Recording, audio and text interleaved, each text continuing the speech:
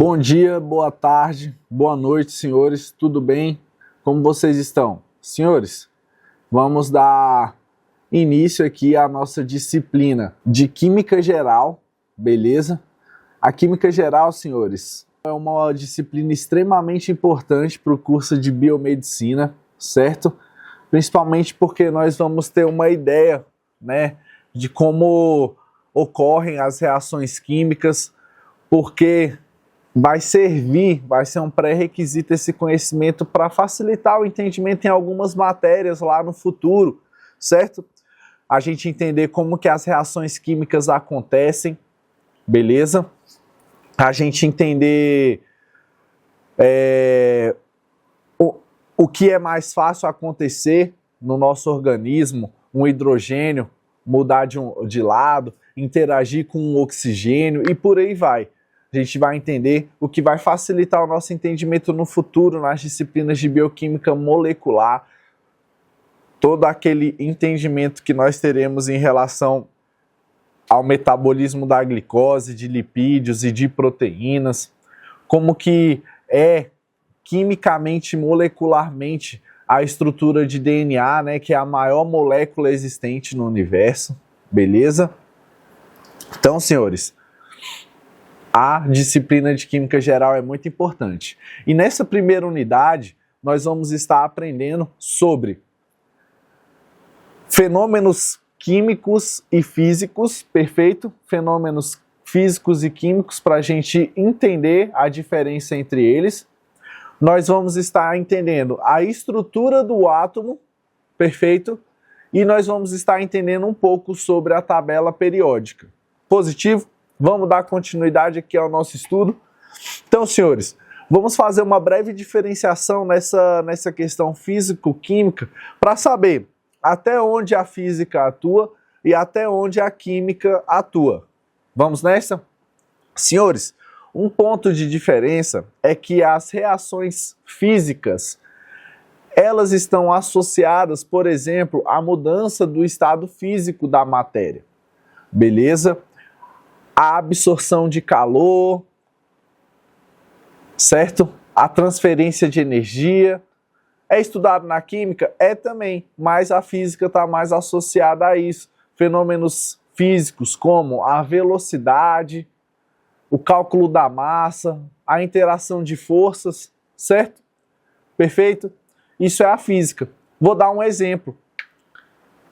Mas calma. Antes de eu dar o exemplo, eu vou falar um pouco da química, porque o exemplo vai ficar mais claro. Os fenômenos químicos, eles alteram a estrutura da molécula. O que eu quero dizer com isso? Quando há alteração na estrutura da molécula, você tem uma reação química. Agora vamos trabalhar com os exemplos. No exemplo físico, de um fenômeno físico, eu vou falar para vocês, por exemplo, a água. A mudança do estado físico da água. A água ela pode virar gelo, que é a água em estado sólido, bem como a água pode virar gás, vapor de água, que é a água em seu estado gasoso. Entendido? Mas, senhores, se vocês repararem, seja gelo ou seja vapor, a água ainda é H2O. É uma interação de dois hidrogênios com um oxigênio na mesma forma molecular, né, que é no mesmo formato tridimensional em todos os estados. Não houve alteração na estrutura molecular do elemento, da molécula. Certo? Perfeito? Agora, quimicamente falando, vou dar um exemplo. Se eu pego uma folha de papel que é celulose rica, né, uma matéria orgânica, rica em carbono, hidrogênio, oxigênio, principalmente, se eu queimo essa folha, eu vou ter a conversão dessa folha de celulose com outros elementos, certo? Eu vou ter a formação de CO2 e H2O, gás carbônico e água. Ou seja, vou dar outro exemplo. Vou pegar aqui, ó, a reação da Sacarose. A sacarose, ela é uma molécula C12H22O11. O que isso quer dizer? Os números à frente que eu acabei de citar querem dizer quanto daquele elemento tem na molécula. C12, 12 carbonos. H22, 22 hidrogênios. E O11, 11 oxigênios. E eu vou estar colocando para os senhores, como os senhores podem acompanhar na imagem, a combustão da molécula de sacarose, interagindo com o gás oxigênio, formando o quê? CO2 e H2O. Isso também é uma característica das reações de combustão, beleza? Que são o quê? Sempre você tem que ter um combustível, que é a sacarose, com um comburente, que é o O2, formando CO2 e água necessariamente. Interessante isso, né? Mas eu vou aprofundar isso na próxima aula, beleza? Nos tipos de reações químicas. Mas eu só quero que vocês entendam que houve uma alteração molecular. O que era C12H22O11 agora é CO2 e água. Positivo?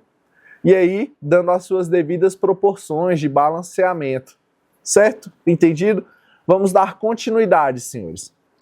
Como eu falei, só um resumo aqui dessa matéria. O fenômeno físico, ele não altera a estrutura da molécula, da matéria, certo? Não altera a sua composição química, como foi o exemplo da água, como gelo ou como vapor, que continua sendo H2O. E o químico, ele altera a estrutura da matéria, a estrutura molecular, a composição química, certo?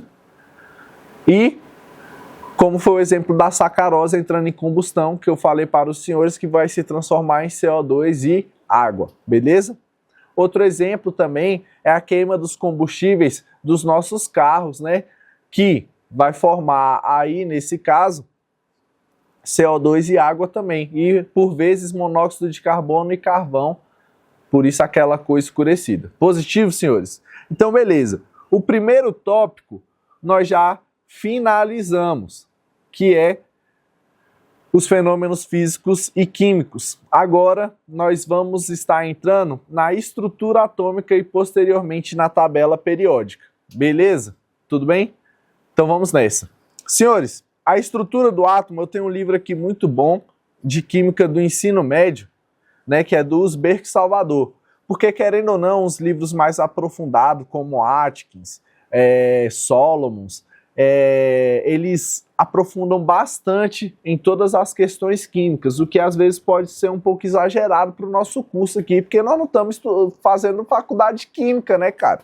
Então, vamos dar continuidade aqui. Senhores, agora nós vamos ter uma breve introdução à estrutura do átomo, beleza? Vamos entender as suas partículas subatômicas, bem como vamos entender sobre a eletrosfera, sobre as teorias que foram passando até o entendimento do modelo atômico que nós temos hoje, beleza? Então vamos nessa, vamos dar continuidade aqui. Senhores, o átomo, ele é composto por 3 subpartículas, assim, a priori para a gente, beleza? O que eu quero dizer com isso? Quero dizer, senhores, que são essas 3 subpartículas que nós vamos estar estudando e analisando, porque só o estudo delas é o suficiente para que a gente entenda, beleza? Senhores, vamos lá. Existem outras subpartículas atômicas que hoje são estudadas, beleza? Eu posso até citar como os quarks, né? Mas que não vai ter uma finalidade aqui pra gente, ok? Senhores, vamos lá. A estrutura do átomo, como a gente conhece hoje, ela veio passando por várias mudanças, né? Hoje o que nós conhecemos como átomo é um modelo atômico criado por Bohr, beleza? Que até hoje é o mais aceito no momento, tá bom? Senhores, o primeiro cara a falar sobre a estrutura atômica, ele disse que o átomo, ele é uma esfera redonda, né, e maciça, O que que isso quer dizer, senhores? Se você fosse entender o que é os modelos atômicos, e o cara fala para você que o modelo dele é que é uma esfera maciça. O que que você entende? Uma esfera maciça, senhores, que também ficou conhecido como modelo de bola de bilhar, por quê? Bola de bilhar é aquelas bolas de sinuca, certo? E você vê que ela é uma esfera maciça, certo? Densa e maciça. Homogênea, indivisível, olha que interessante, indestrutível. Poxa, mas os átomos eles não fazem interações químicas e formam moléculas? Sim. Poxa, como que ele é maciço assim? Como que ele é indivisível? O átomo não se divide? Ué, e todos aqueles estudos sobre bombas nucleares, onde você tem a fissão atômica, que estranho, pois é. Essa foi a primeira teoria atômica. Ela não é mais aceita hoje em dia, né? Mas o que eu quero que os senhores guardem são as características. O modelo atômico de Dalton, ele ficou conhecido como o modelo da bola de bilhar, beleza? Porque a bola de bilhar, a bola de sinuca, é uma esfera densa, maciça, homogênea, indivisível e indestrutível. Muito bom, beleza? Senhores, algumas refutações, né? Algumas refutações a esse modelo foram feitas, né? Porque até o que nós temos hoje também é um modelo, mas é um modelo mais aceito, porque a composição, esse modelo é capaz de explicar o que hoje nós entendemos como ciências exatas, né? Como fatos químicos. Perfeito? Tudo bem? Senhores, quais são os princípios dessa teoria de Dalton? Que a matéria ela é formada por pequenas partículas que não se dividem, são os átomos, ou seja, o átomo ele é o ponto mínimo, beleza? Os átomos de um mesmo elemento químico são idênticos, mas pode mudar. Aqui nós estamos tratando só de elementos, a gente ainda não chegou na parte das moléculas. Por quê? Porque essa teoria não explica a formação das moléculas, beleza? Ele ainda fala que não podem ser destruídos, o que também ficou refutado com a energia nuclear, certo? E é isso. Os átomos, naquela época, certo? Dalton foi o primeiro modelo atômico aceito. Ele falou que o átomo seria dessa forma. E o pensamento que baseou tudo isso foi: poxa, se eu pegar uma matéria e for dividindo ela, dividindo, vai chegar um ponto em que ela vai ser indivisível. E, segundo, né, o mais lógico, né, os cientistas eles aperfeiçoam muito a forma redonda, né, a forma esférica. É a forma perfeita, certo? Ele falou que quando chegasse nesse ponto de indivisibilidade também seria uma esfera maciça. Olha que interessante, beleza? Senhores, vamos continuar aqui os modelos atômicos. Já falei todas as características do modelo atômico de Dalton. Agora nós vamos estudar o segundo modelo atômico e muito interessante para a gente, que é o modelo atômico de Thomson. Beleza? Thomson, senhores, ele criou esse modelo atômico em 1898. Vocês veem que é uma época em que tudo está acontecendo, né? Quer dizer, ainda não. As coisas estão acontecendo lentamente. O de Dalton eu não falei para os senhores, né? Não sei nem se fala aqui. Modelo atômico de Dalton, 1808. Tá na apostila para vocês, beleza? Já o de Thomson foi 98 anos depois. E aí, senhores, de 1808 para 1898 já tem muita coisa mudou aqui, entendeu? A Revolução Industrial foi no meio disso. Eu sei que vocês sabem história. Eu sei que vocês sabem história, senhores. A Revolução Industrial foi nessa época aí, né? A independência do Brasil foi nessa época aqui. Interessante. Vamos dar continuidade aos nossos estudos. Senhores, o modelo atômico de Thomson, ele foi conhecido como pudim de passas. Por quê? Ele teorizou que no centro seria uma matéria positiva e fluida, né? E ao redor ele teria cargas negativas, bolinhas pequenas de cargas negativas, como a imagem que os senhores podem estar acompanhando na apostila, né, seria de cargas negativas. Por isso, pudim de passas é a teoria de Thomson. Então, quando vocês verem uma questão associando esses nomes, por favor, se lembrem, beleza? Quais são as considerações aqui que já mudou entre um modelo e outro? Thomson já falava que, ele continua falando que o átomo é esférico, porém falou, não, o átomo ele é divisível, beleza? Thomson também falou que o átomo ele é eletricamente neutro. O que quer dizer eletricamente neutro? Quer dizer que ele tem as mesmas quantidades de carga positiva e de carga negativa. Positivo? Entendido? Beleza. Ele também falou que os elétrons não estão presos, podendo ser transferidos de um núcleo para o outro. E aqui, por que ele falou isso? Porque no meio desse caminho aqui também teve a energia lá de... Eu até esqueci o nome do cara. Eu vou lembrar até o final da aula, acredito eu. Beleza? Mas eu esqueci o nome do cara que fez lá a energia. Eu vou lembrar. Vamos lá. Senhores, depois disso a gente teve o modelo atômico de Rutherford em 1911. E senhores, o que estava acontecendo em 1911? O mundo estava prestes a colapsar, senhores, e ter início a Primeira Guerra Mundial, que foi em 1915. Eu sei que os senhores sabem disso, não é isso? Ah, mas o que tem a ver história com química? Eu vou falar, mas vai ser no próximo modelo, beleza? Por enquanto vocês só vão relembrando a história. Então aí nós temos o quê? Rutherford com modelo atômico, né? Mas, senhores, vou dar um breve spoiler aqui. Senhores, em 1911 já tinha o estudo da energia, certo? Já estavam sendo feitas armas, não é? A Primeira Guerra Mundial, ela é marcante pelo uso de armas, né? Beleza. De pólvora, não é isso? Beleza. Então, será que tem a ver com a química? Será que os estudos de química estavam evoluindo? Pô, uma foi em 1808, a outra passou 90 anos. Já da segunda para a terceira, foram só o quê? Foram só de 1898, 2 com 11, 13 anos. É pouca coisa, beleza?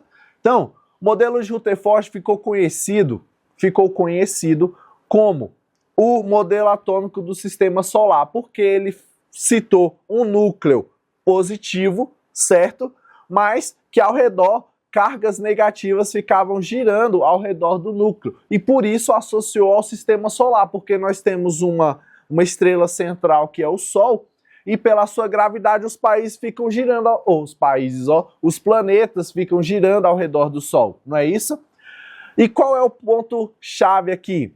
É que no modelo de Rutherford, a gente teve o quê? A gente teve a introdução à eletrosfera, que é esse local, essa região onde os elétrons ficavam rodando através do núcleo, beleza? Que é positivo nessa questão de atração. Entendido? Beleza. Outra coisa, o núcleo ele apresenta alta massa e densidade, por isso ele consegue gerar esse campo magnético e esse campo elétrico magnético que faz com que os elétrons fiquem girando ao redor dele. Beleza? Beleza. Surgimento da eletrosfera é o marco e modelo do sistema solar. Tudo isso associado a Rutherford. E aí, beleza, senhores. Depois veio o que hoje é o modelo mais aceito, que é o modelo atômico de Bohr, que possui muitas associações com o modelo atômico de Rutherford. Por exemplo, a eletrosfera ela foi de fato instituída, beleza? E Bohr veio falando que essa eletrosfera ela é disposta de forma organizada, não é um caos a eletrosfera, por onde esses elétrons ficam girando ao redor do núcleo, não é um caos, beleza? Ela é disposta de uma forma ordenada, por níveis de energia, que é o que nós vamos aprender lá na distribuição eletrônica, talvez, beleza? Níveis de energia, e sendo que o centro da eletrosfera é o que possui o maior nível de energia, beleza? Ele também colocou que essas camadas de valência receberiam os nomes, né? Seriam representadas pelas letras K, L, M, N, O, P, Q, porque são 7 camadas, então a partir do K vocês contam 7 letras, são 7 camadas em que a M e a N possuem os maiores níveis de energia, ou seja, conseguem segurar a maior quantidade de elétrons, beleza? Até porque, né, se você for analisar, tem toda uma questão do raio, mas também precisa de uma certa eletronegatividade vinda do núcleo, certo? Ok, vamos dar continuidade. Dentre os postulados de Rutherford, beleza, falei errado, dentre os postulados de Bohr para que ele instituísse esse modelo atômico, é que os elétrons, eles fazem órbitas circulares, que eu já falei para vocês que não é um caos a eletrosfera. Essas órbitas possuem níveis, né, níveis de energia, onde eu falei que as do meio são as que aguentam mais energia. A movimentação dos elétrons não envolve energia, é gerada por um campo magnético e elétrico, e isso não tem energia. Isso daí vocês estudaram lá na física do terceiro ano, e eu tenho certeza que vocês lembram, beleza? E outra coisa, os elétrons, eles podem, né, isso daí já estava instituído desde a segunda teoria, eles podem estar se transpondo de um lado para o outro. Agora, um ponto muito interessante, senhores. Quando que surgiu a de Bohr, a teoria de Bohr? Em 1913. E aí eu te pergunto, senhores, será que eles estavam interessados no átomo? Acho que estavam, né, senhores? Não é à toa que, mais ou menos, desde esse modelo atômico de 1913 até o fim da Segunda Guerra Mundial, em 1945, houve nada mais, nada menos do que a explosão das bombas nucleares de Hiroshima e Nagasaki. Ah, mas como é que eles descobriram que o átomo é divisível? Porque eles conseguiram fazer o processo de fissão do núcleo atômico. É assim que funcionam as bombas nucleares. Beleza? Isso é muito interessante. Na verdade, tem bombas nucleares que é por fissão e outras por fusão. Independente disso, não vamos entrar nesse ponto, mas é muito importante para a gente. Beleza? Senhores, sobre os modelos atômicos, entendido, certo? Agora eu vou falar brevemente sobre essas características das subpartículas atômicas que nós entendemos aqui no decorrer da nossa explicação, que são os prótons, os elétrons, mas outra coisa que eu já ia esquecendo de falar, no modelo atômico de Bohr, ele também questionou, poxa, mas se o núcleo atômico é só carga positiva e ela é densa, quer dizer que as cargas positivas estão entrando em contato entre elas, porque o conhecimento que nós temos hoje é que cargas semelhantes ou iguais, de módulo igual, elas se repelem. Como que o núcleo do átomo ele é estável se só tem carga positiva? E aí surgiu o entendimento dos nêutrons, que são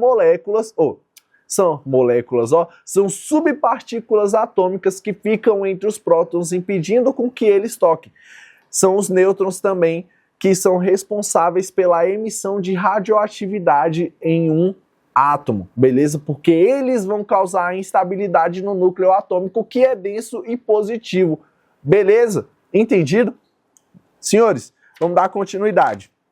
Então, o elétron, ele foi descoberto lá por Thomson, através do teste dos raios cátodos, né? Eu não expliquei para vocês, mas também a gente não vai ficar se aprofundando muito nessas questões, beleza? Mas foi ali através desses raios cátodos que ele emitiu que ele percebeu a existência da partícula elétron.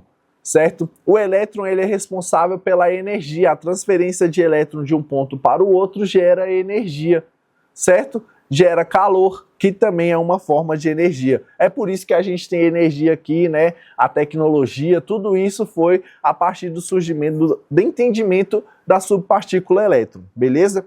Só que o ser humano não se contenta, eles foram estudando mais e mais e também, né, estão cada vez mais se aprofundando no próton, que é a carga positiva que fica sitiada ali no núcleo, certo? Ele está no núcleo atômico, que é denso e positivo, beleza? Sobre os prótons, a gente sabe hoje que os prótons, eles determinam o número atômico na tabela periódica, certo? Porque ele é meio que a identidade do átomo, certo? Se tem um próton, é um hidrogênio. Se tem 2, é um hélio, beleza? Se tem 3, é um lítio. E por aí vai, senhores. Entendido? Agora, mas por quê? Recebe nome diferente, ele é mais bonito, ele faz mais coisas? Tem toda uma questão baseada nisso, tá, senhores? Um próton a mais vai fazer com que o átomo se comporte de forma diferente, permita reações que antes não permitiam, nós vamos entender isso nas reações químicas, mas que esse processo de uma fusão atômica, eu tenho um, mas amanhã eu posso ter 2? Não, senhores. As condições da Terra não permitem isso. Lá nas estrelas isso acontece, beleza? Mas aqui na Terra não ocorre isso, beleza? Essa fusão nuclear, um núcleo de hidrogênio se juntando com outro formando um átomo de hélio, isso acontece lá nas estrelas. É um evento assim que libera muita energia, beleza? É um processo de fusão nuclear. Positivo? Entendido? Beleza. E o nêutron, senhores? O nêutron ele surgiu na teoria de Rutherford, na teoria de Bohr, perdão, que ele foi falando que, poxa, o núcleo ele não pode ser estável se ele só tiver cargas positivas, então eu tenho as cargas negativas, eu tenho as cargas neutras, que não são positivas nem negativas e não permitem que os prótons fiquem repelindo entre si, causando reatividade no núcleo, certo? Então, esses são os nêutrons. Senhores, eu acho que é interessante aqui a gente também entender que o número atômico ele é definido pela carga dos prótons, certo? Pela carga não, pela quantidade dos prótons. Por exemplo, se eu tenho 3 prótons, eu tenho o lítio. Como eu já falei, a identidade, o número atômico. Agora, a massa atômica, ela só é medida pelos prótons e nêutrons. Por quê? Porque os prótons e nêutrons, vamos supor que enquanto eles têm massa igual a 1, o elétron ele teria uma massa igual a 1 dividido para 1900 e lá vai cacetadas. Isso quer dizer que, a fins numéricos, né, a massa do elétron ela é desprezível para nós. Então, para a gente calcular a massa de um átomo, né, a gente vai, conforme a fórmula que vocês podem acompanhar aí na apostila, a massa representada pela letra A é igual ao número de prótons representado pela letra Z, ou número atômico, mais o número de nêutrons, certo? Representado pela letra N. Ou seja, A é igual a Z mais N, certo? Aí nós temos a massa desse átomo. Senhores, na próxima aula nós vamos aprender sobre tabela periódica e tipos de reações químicas, beleza? E mais para frente nos nossos estudos nós vamos entender as funções inorgânicas e as funções orgânicas, com foco nas funções orgânicas, que vão ajudar muito a nós no nosso entendimento da bioquímica e das moléculas que o nosso corpo consegue processar. E eu vou explorar esse ponto para que a gente entenda a molécula de glicose, a molécula dos aminoácidos que formam as proteínas e por aí vai. Beleza? Senhores, agradeço a presença de vocês, muito obrigado e até a próxima aula.